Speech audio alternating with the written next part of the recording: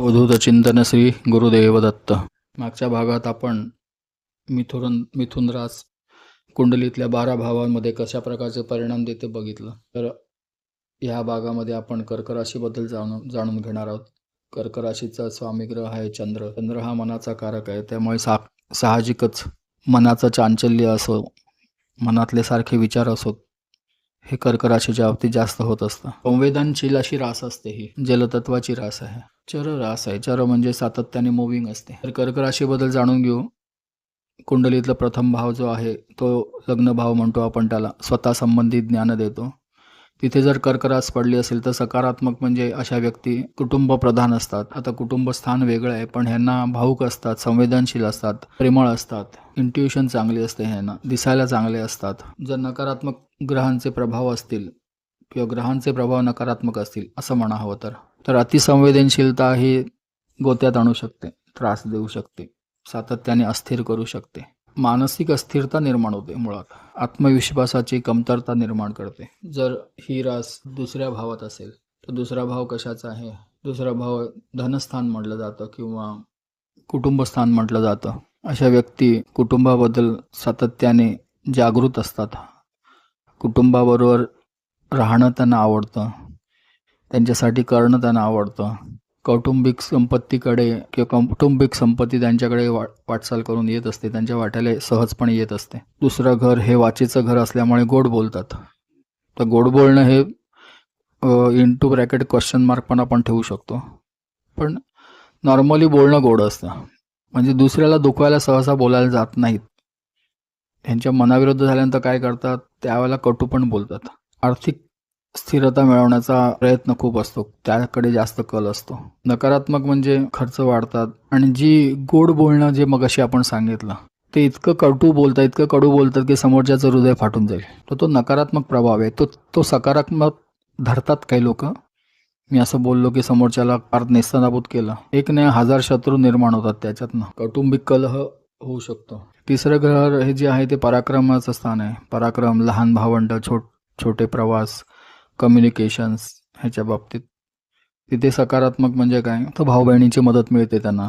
सर्जनशील असतात, संवाद सर्जनशील होतात त्यांचे, चांगल्या प्रकारे संवाद करू शकतात, सुसंवाद साधू शकतात असं म्हणावं तर. लेखनात यश मिळू शकतं. एकंदर कम्युनिकेशन स्किल्स चांगली असतात. नकारात्मक प्रभाव असेल तेव्हा भावंडांशी वाद होतात, कुठे प्रवासाला गेले तर अडचणी येतात, मानसिक ताण खूप असतो. चौथं घर हे मातृस्थान आहे, सुखस्थान आहे, मालमत्तेचं स्थान आहे, स्थावराचं. सकारात्मक असेल तर आईशी खूप मातृप्रेम खूप असतं, आई दैवत असते त्यांच्यासाठी. घर आणि मालमत्ता ह्यांचा लाभ होतो. चंद्र जो आहे ना ग्रह, तो आई म्हणूनच ओळखला जातो बरं का. त्यामुळे ह्या स्थानातली कर्क राशी आहे ती पॉवरफुल असते जर ती सकारात्मक असेल, त्याच्यावर कुप्रभाव नसतील तर. वाहन मालमत्ता वगैरे सगळं ते त्यांना मिळत असतं, सुखी असतात. याच्याबरोबर उलट नकारात्मक असताना होणार आहे हे तर झालंच. स्थावराचा लाभ न मिळणं, मातृसुख कमी, आईशी वाद, त्याच्यामुळे प्रॉपर्टीतनं बेदखल होणं, हे सगळ्या गोष्टी होत असतात. हृदयासंबंधित समस्या उद्भवतात. 5वं घर हे संतान ग्रह घर आहे, विद्या घर आहे. सर्जनशील असतात अशा व्यक्ती, प्रेमात त्यांना यश मिळतं, संततीचं सुख भरपूर असतं. नकारात्मक म्हणजे साहजिकच त्या बाबतीत चिंता किंवा निर्णयात भावनिकता असते. 6वं घर हे शत्रू घर आहे. रोग, रिपू, ऋण. रोग माहिती आहे, रिपू शत्रू, ऋण म्हणजे कर्ज. तसंच हे स्थान 6वं स्थान आहे, हे सेवेचं पण स्थान आहे. जॉबसाठी पण ह्या स्थानावरनं बघितलं जातं. सेवा म्हणजे सगळ्याच सेवा बरं का. पैसे घेऊन केलेली सेवा पण असो, नाही तर चॅरिटी केलेली जरी असेल, कुठेतरी तुम्ही जाऊन मंदिर झाडून देत असाल, कुठे जाऊन कोणासाठी काही काम करत असाल तर ती सुद्धा सेवाच असते. त्यांना सेवेतनं यश पण मिळतं, शत्रूवर विजय मिळतो, कर्ज मुक्ती सटकन होऊ शकते, फारसे रोग सतावत नाहीत.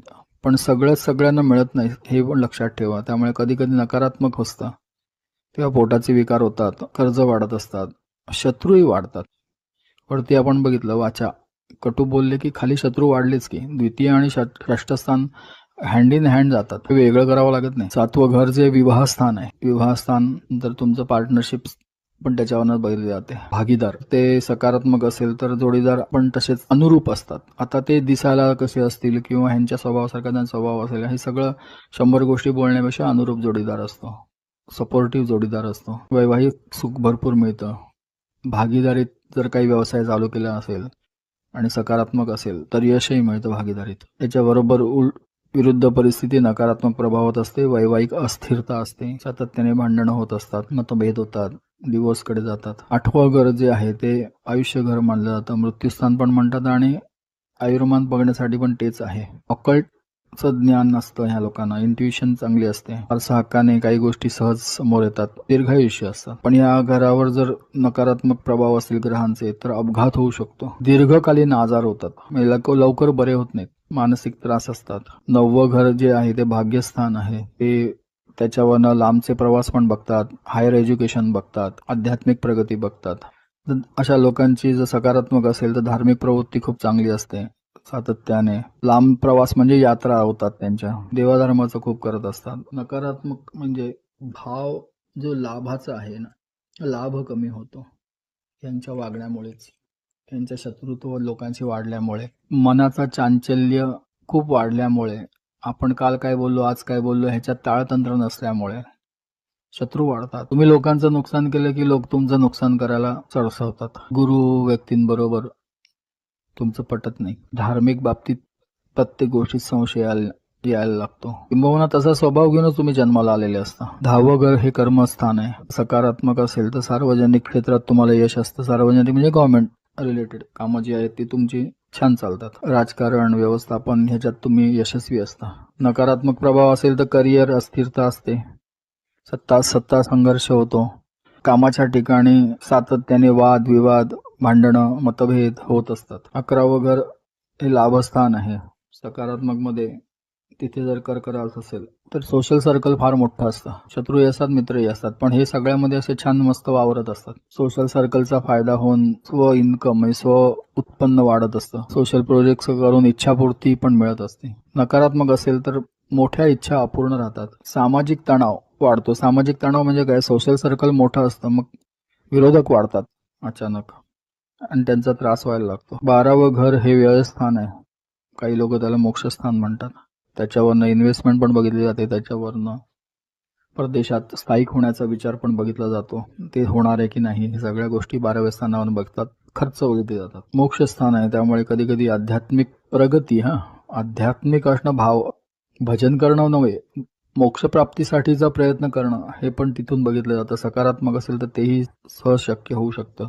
आणि जर नकारात्मक असेल किंवा या लोकांची इन्व्हेस्टमेंट म्हणून घेतलेल्या गोष्टी छान चालतात, इन्व्हेस्टमेंट पण वाढतात त्यांच्या, त्याच्यातनं उत्पन्न वाढतं. चांगले भाव असतील तर एखाद्याला जर इच्छा असेल तर तो परदेशात स्थायिक होऊ शकतो. आणि नकारात्मक असेल त्याच्या विरुद्ध होतं, खर्चिक होतात लोक, अननेसेसरी अनाठाई खर्च करत बसतात. मग ते खर्च केल्यानंतर ते गेलेले पैसे कमवायला परत नाना गोष्टी कराव्या लागतात त्यांना. आयुष्याच्या उत्तरार्धात एकटेपणा येऊ शकतो आणि आध्यात्मिक प्रगतीच्या मध्ये खोट येते. तर अशी ही कर्क रास आहे जी कुंडलीतल्या 12 घरामध्ये जर कुठेही असली तर ती कशा प्रकारचे परिणाम देईल, सकारात्मक किंवा नकारात्मक, याबद्दल आपण थोडक्यात पाहिलं. आज इथेच थांबतो. भक्तवत्सल भक्ताभिमानी राजाधिराज योगिराज परब्रह्म सद्गुरु श्री स्वामी समर्थ महाराज की जय.